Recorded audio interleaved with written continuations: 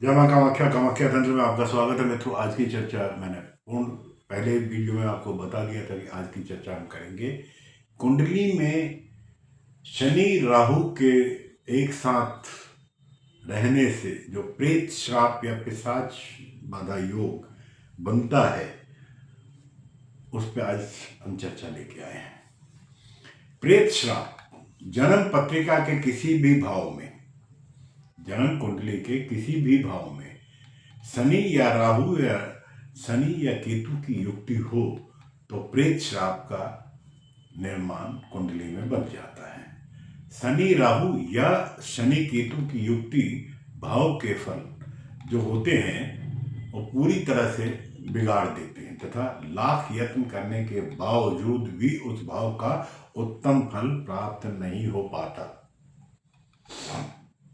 वह चाहे धन का भाव हो, संतान का हो, सुख का हो, जीवन साथी को हो या किसी अन्य भाव, उस भाव में हर कदम पर रोड़े अटकते रहेंगे, रोड़े खड़े होते दिखाई देंगे, जिसको बार बार पार करना, बार बार पार करने से हार जाने के बाद जातक बहुत अत्यंत कठिन परिस्थितियों में घिर जाता है।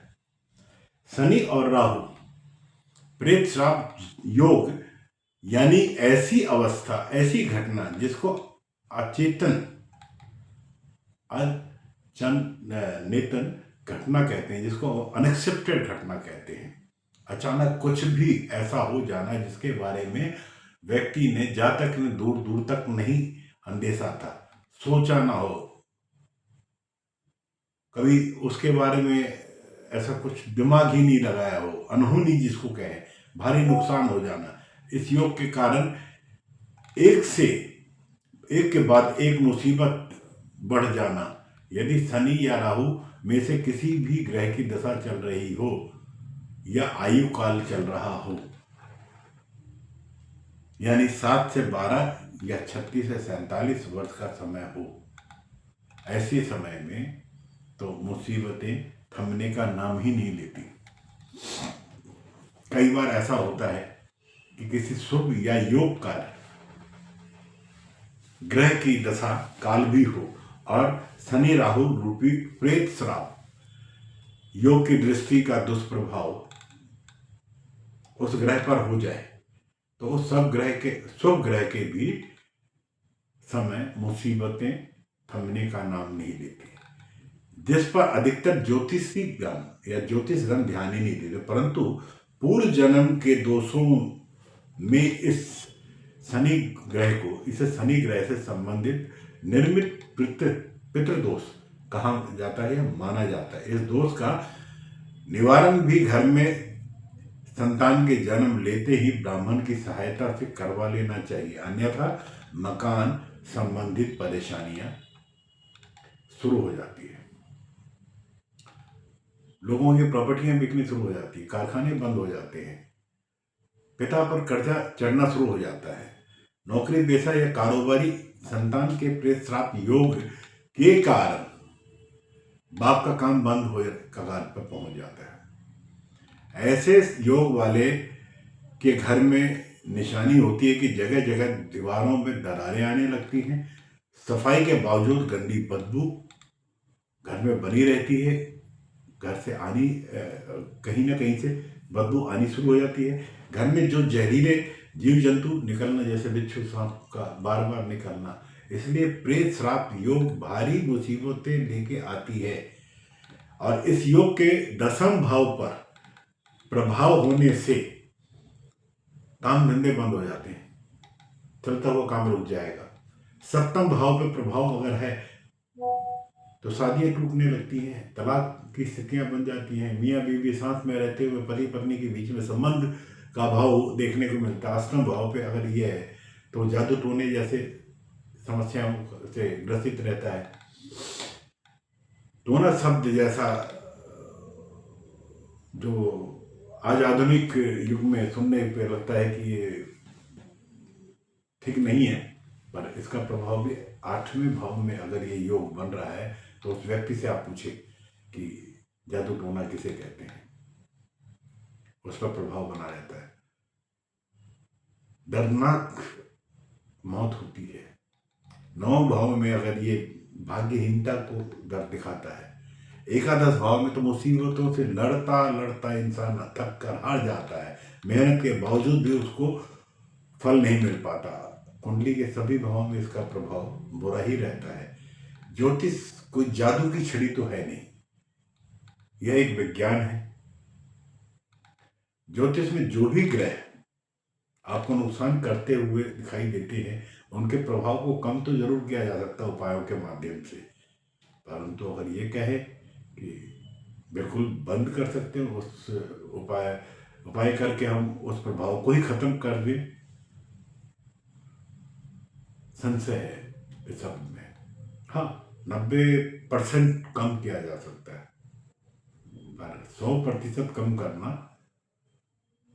अतिशोक्ति नहीं रखता, मानने वाला विषय शब्द नहीं है, विषय नहीं है। और जो ग्रह शुभ फल देता है उसके प्रभाव को बढ़ा दिया जाता है। ये है, शुभता को बढ़ाया जा सकता है, अशुभता को कम किया जा सकता है उपायों के द्वारा। हमारे ज्योतिष आचार्यों ने शनि को 6, 8वें और 10वें 12वें भाव का पक्का कारक माना है, जबकि राहु एक छाया ग्रह है। एक मान्यता के अनुसार राहु और केतु का फल देखने से पहले सबसे पहले हम शनि का प्रभाव देखते हैं, शनि की स्थिति देखते हैं कुंडली में, क्योंकि शनि शुभ है और शुभ प्रभाव दे रहा है, तो राहु केतु अशुभ फल नहीं दे सकते। राहु केतु का प्रभाव शनि के प्रभाव के हिसाब से ही पड़ता है। अगर शनि आपकी कुंडली में अशुभ प्रभाव दे रहा है तो राहु केतु भी आपकी कुंडली में अशुभ ही होंगे, अशुभ प्रभाव ही देंगे। पर ऐसा हो नहीं सकता कि शनि आपकी कुंडली में शुभ प्रभाव दे रहा है और राहु आपको अशुभता दिखा रहा है, नहीं, ऐसा नहीं होता। यह भी माना जाता है कि शनि का शुभ फल देखने के लिए चंद्रमा को देखना चाहिए, क्योंकि अगर चंद्रमा, कहने का भाव यह है कि प्रत्येक ग्रह एक दूसरे पर निर्भर है। इन सभी ग्रहों में शनि का विशेष स्थान है। शनि से मकान और वाहन का सुख देखा जाता है, साथ ही इसे कर्म स्थान का कारक ग्रह भी माना जाता है और यह चाचा ताऊ का भी कारक है। राहु को आकस्मिक लाभ का कारक माना गया है। राहु से कबाड़ का और बिजली द्वारा किए जाने वाले काम को देखा जाता है। राहु का संबंध ससुराल से भी होता है। अगर ससुराल से दुखी है तो राहु खराब चल रहा है। ज्योतिष का मानना है कि राहु और केतु जिस भी ग्रह के साथ आ जाते हैं वह ग्रह दूषित हो जाता है और शुभ फलता देना बंद कर देता है। यदि शनि और राहु एक साथ आ जाएं, एक ही भाव में आ जाए, तो व्यक्ति को प्रेत बाधा योग, जादू टोने बहुत जल्दी असर करने लगते हैं। नज़र टोटका उस पर बहुत जल्दी इम्पैक्ट करने लगता है, क्योंकि शनि को प्रेत भी माना जाता है और राहु को छाया। इसे प्रेत छाया योग भी कहा जाता। सामान्यतः व्यक्ति को पितृदोष ही है ये। एक कथा के अनुसार जब हनुमान जी ने राहु और केतु को हाथों में पकड़ लिया था और शनि को पूंछ में, तब शनि महाराज ने कहा कि आज जो हमें इस बालक से छुड़ा देगा उसे हम जीवन भर कभी परेशान नहीं करेंगे। यदि किसी की कुंडली में ये तीनों ग्रह परेशान कर रहे हो तो उसे एक सावर विधि से इसे हनुमान जी से छुड़वा दिया जाता है, फिर यह जीवन में शनि, राहु और केतु परेशान नहीं करते। अब हम यदि राहु की बात करें तो राहु जब भी मुश्किल में होता है तो शनि के पास भागता है। राहु सांप को माना जाता है या माना गया है। शनि पाताल, मतलब धरती के नीचे, सांप धरती के नीचे अधीन या भूमि के नीचे ही तो निवास करता है। इसका एक उदाहरण यह भी है कि यदि किसी चोर या किसी मुस्लिम राजनेता रूपी राहु पर मंगल रूपी पुलिस या सूर्य रूपी सरकार का पंजा पड़ता है तो वह अपने वकील रूपी शनि के पास ही तो जाता है। भाई पैसे में शनि वकील हो गए, सरकार सूर्य हो गए। अगर कोई व्यक्ति, राजनेता, कोई भी व्यक्ति अपराध करता है तो मंगल पुलिस के रूप में उस अपराधी के पीछे पड़ जाता है। तो अपराधी बचने के लिए कहाँ जाता है? शनि के पास, वकील के पास। सीधी बात तो यह है कि राहु सदैव शनि पर निर्भर करता है, पर जब शनि के साथ बैठ जाता है तो शनि के फल का भी वो नाश कर देता है। यह सब पुलिस, वकील आदि किसी न किसी ग्रह के कारक ग्रह है।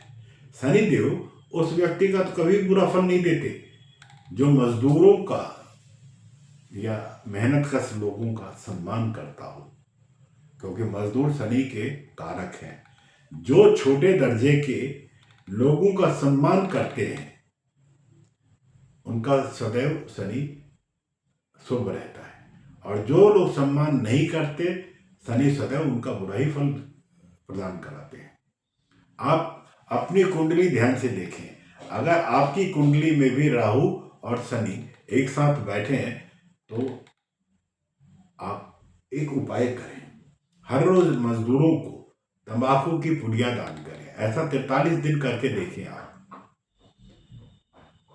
ऐसा आप 43 दिन करेंगे ना तो आपको यह कभी भी यह योग बुरा फल नहीं देगा, क्योंकि मजदूर रूपी शनि और तंबाकू रूपी राहु, जब मजदूर रूपी शनि तंबाकू को खाएगा तो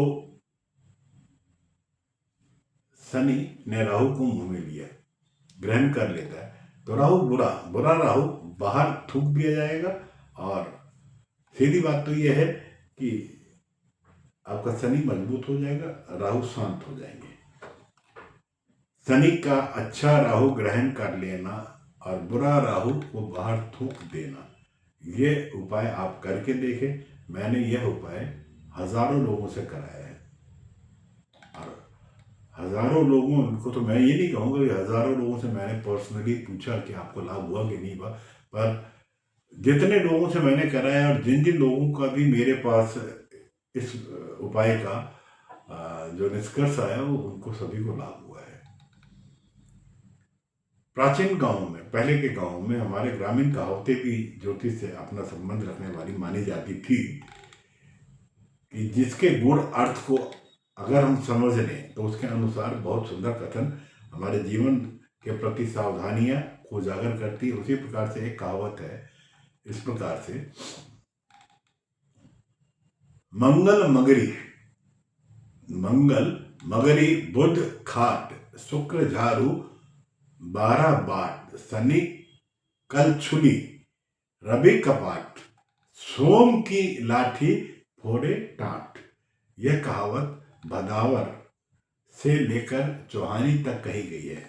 मैं दोबारा कहता हूं, मंगल मगरी बुध खाट, शुक्र झाड़ू 12 बाट, शनि कलछुल, रवि कपाट, सोम की लाठी फोड़े टाट। यह कहावत भदावर से लेकर चौहानी तक कही जाती है। इसे अगर समझा जाए तो मंगलवार को राहु का कार्य घर में छावन के रूप में, चाहे वो छप्पर के लिए हो या छत बनाने के लिए हो, किसी प्रकार से टेंट आदि लगाकर किए जाने वाले कार्यों से हो, छाया बनाने वाले साधनों में से हो, वो हमेशा ही दुख देता है, हमेशा दुखदायी होता है। इसी तरीके से शुक्रवार को राहु के रूपी झाड़ू अगर लाई जाए तो घर में जो भी है उसे साफ कर देता है। शनिवार के दिन लोहे का सामान जो रसोई में काम आता है लाने से कोई ना कोई बीमारी जरूर साथ आती है। रविवार को मकान, दुकान या किसी भी प्रकार के रक्षात्मक उपकरण जो किवाड़, गेट आदि के रूप में लगाए जाते हैं वो हमेशा कभी ना कभी किसी न किसी कारण से धोखा देने वाले होते हैं। सोमवार को लाया गया हथियार अपनों के लिए सामत लाने वाला होता है। शनि राहु की युक्ति के लिए कई बातें मानी जाती हैं। शनि राहु अपनी युक्ति बनाकर लगन में विराजमान है तो, लगने से संबंध रखता है तो व्यक्ति एक शरीर में कई कार्य एक बार में निपटाने की क्षमता भी रखता है। अगर लग्न के साथ संबंध बना रहा है शनि राहु तो अच्छे कार्यों को भी बहुत करता है और बुरे कार्यों को भी करने में वो बहुत निपुण होता है। वह जाति के प्रति भी कार्य करता है और कुजाति के प्रति भी कार्य करने लग जाता है। वह कभी आदर्शवादी होता है, आदर्शवादी की श्रेणी में अपनी योग्यता को रखता है, तो कभी बेहद गंदे व्यक्ति के रूप में भी समाज में अपने आप को प्रस्तुत करता है। यह प्रभाव उम्र के 2/3 समय तक ही प्रभावी रहता है।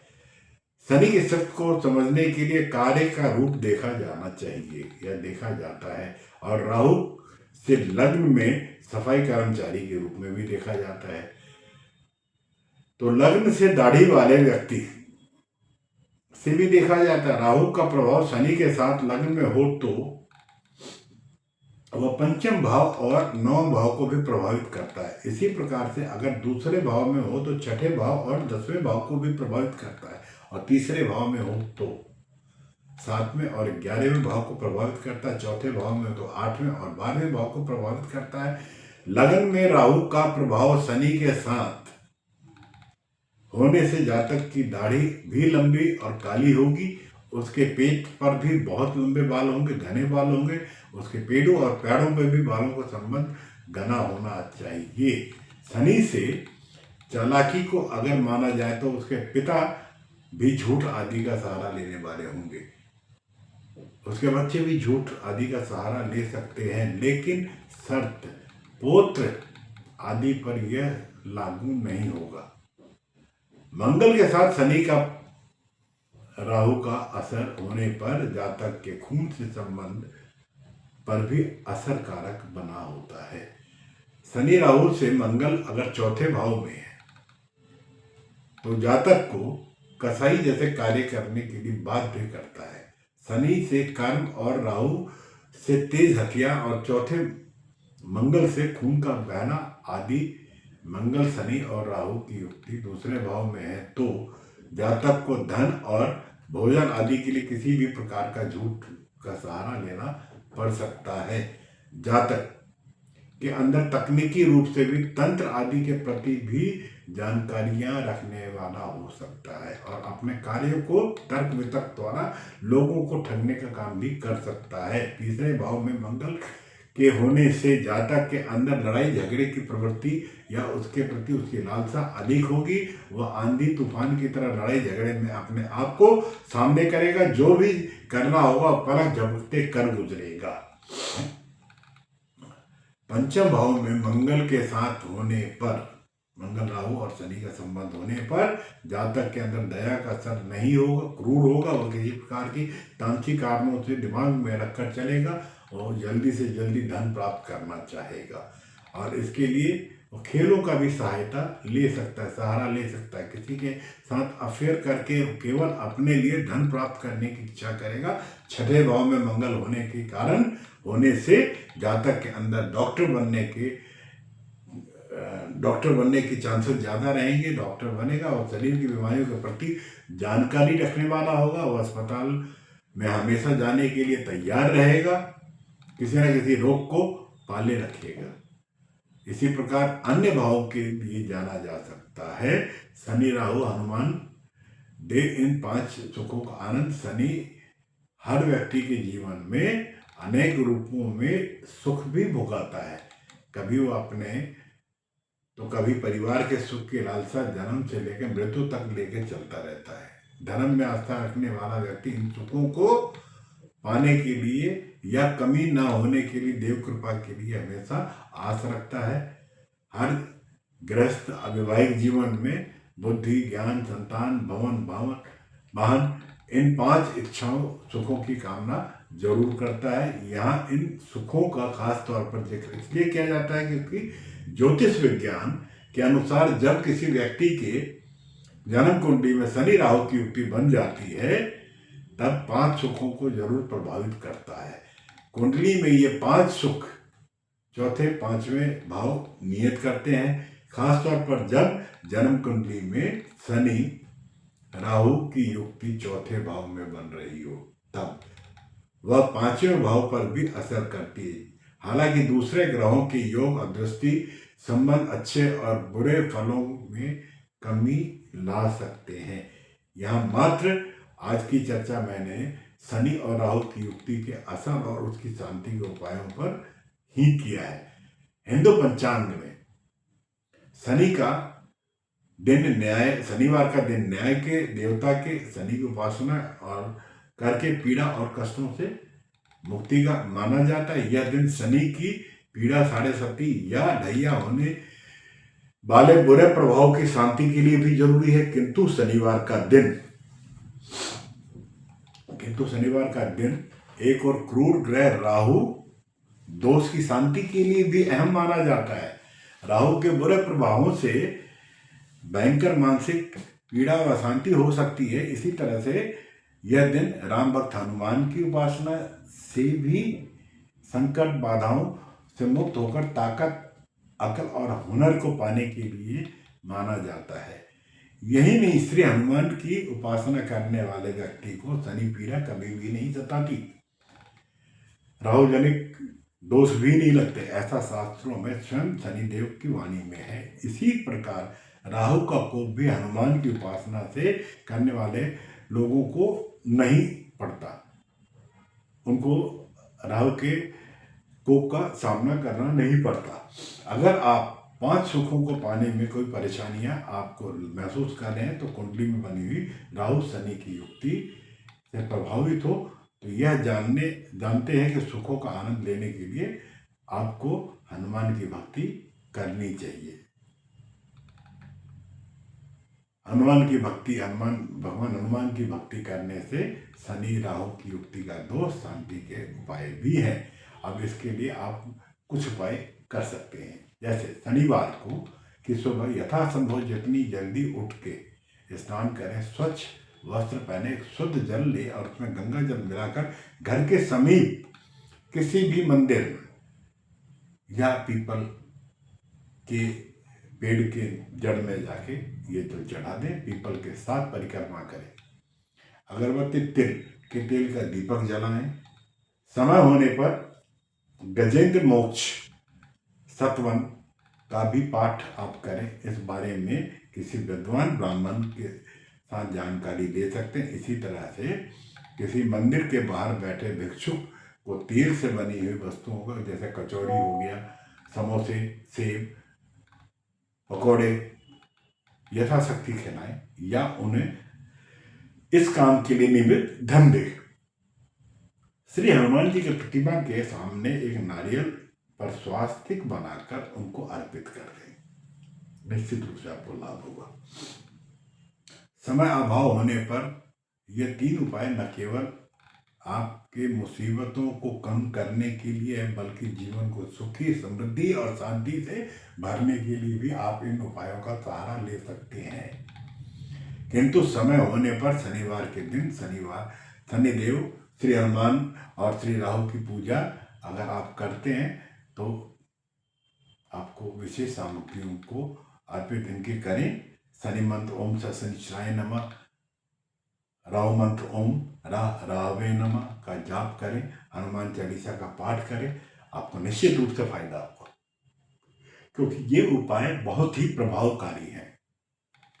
शनि मंदिर में जाकर लोहे की वस्तुएं चढ़ाएं या दान करें, तेल का दीपक जलाएं, तेल से बने हुए भोग पकवानों का लगाएं, श्री हनुमान जी को गुड़ चना या चूरमे का लड्डू या चूरमे का भोग, सिंदूर का छोला चढ़ाएं, राहु को प्रसन्न करने के लिए तिल्ली की मिठाइयों को बांटे, तेल का दीपक जलाएं। प्रेत श्राप का अनुभूत उपाय जो मैंने आपको बताया, कुछ और उपाय आपको बता रहा हूं जिससे जातक इससे प्रभाव में आने वाले लाभ ले सकते हैं।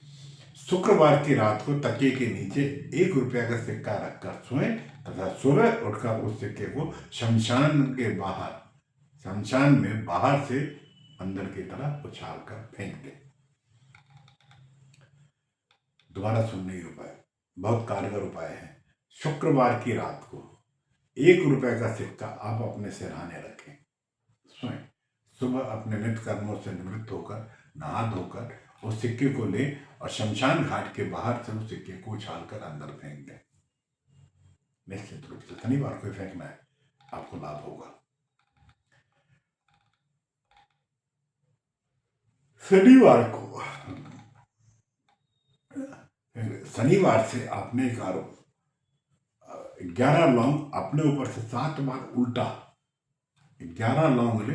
ध्यान रखिएगा, जो भी लौंग लेंगे फूल पूरा हो, यानी कि बाधित लौंग ले, टूटा हुआ लौंग नहीं लेंगे।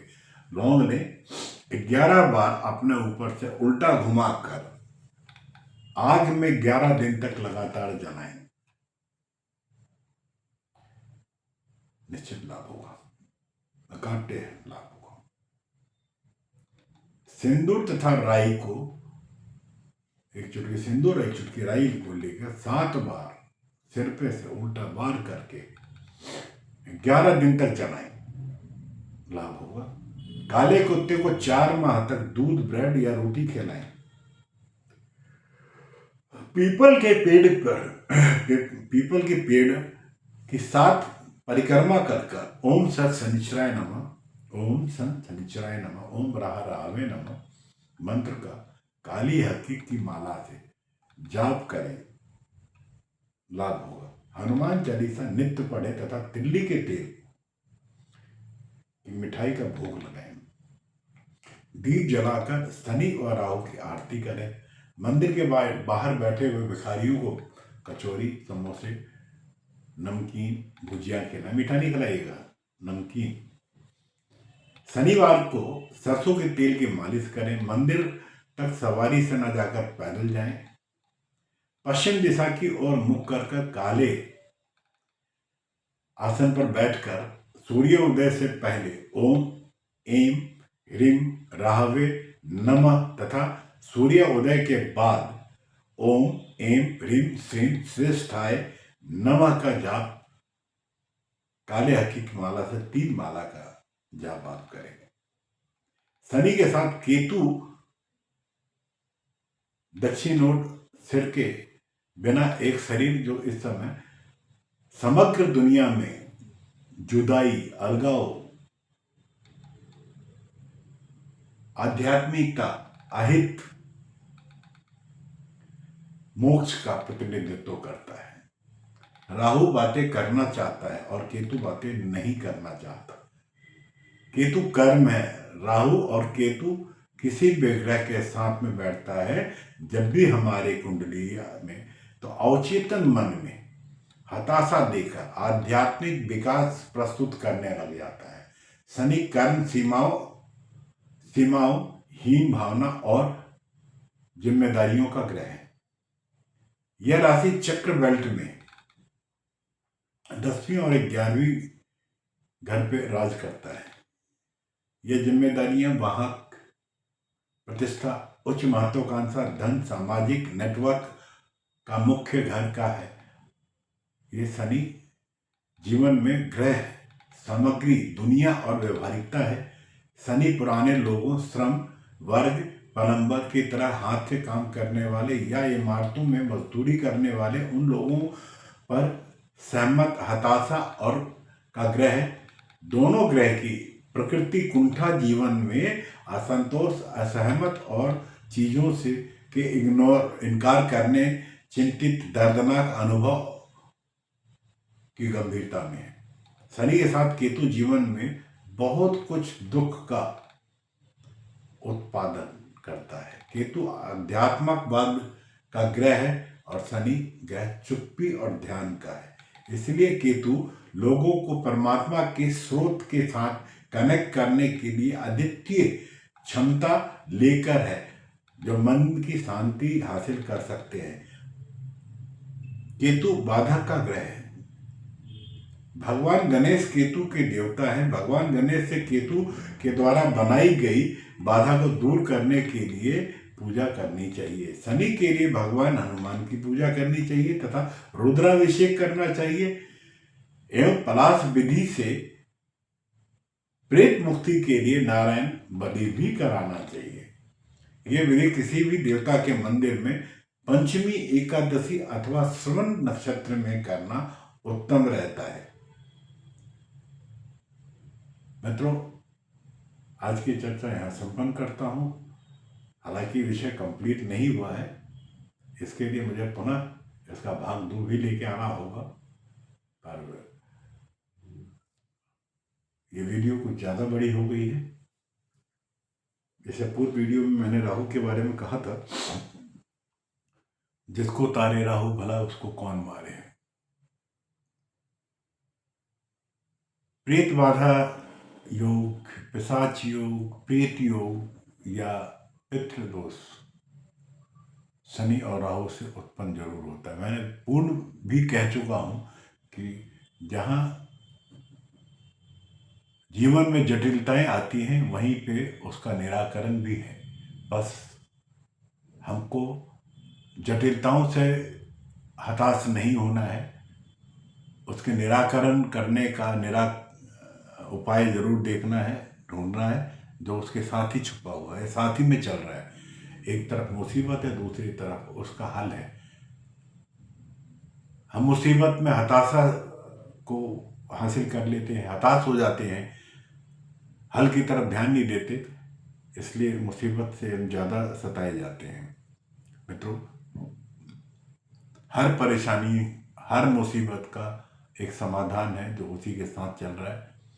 आप नहीं देख पा रहे हैं, अपने प्रियजन, अपने मित्र या किसी अनुभवी जानकार से इस विषय पे जरूर चर्चा करें, वो आपको मार्गदर्शन देंगे। क्योंकि कभी भी कोई भी भाव, कोई भी ग्रह आपको तंग करने के लिए नहीं है, आपको परेशान करने के लिए, आपको कष्ट देने के लिए नहीं है। नियति ऐसी बन जाती है, जैसे हमारे खाने में, हमारे व्यंजन में, हमारे परिवारजन जब हमारे लिए भोजन बनाते हैं, हमारी माँ बहनें जो खाना बनाती हैं, तो सब्जी में जो तीखापन है सभी खा रहे हैं, पर किसी को बहुत तीखा लग रहा है, किसी के लिए स्वादिष्ट है।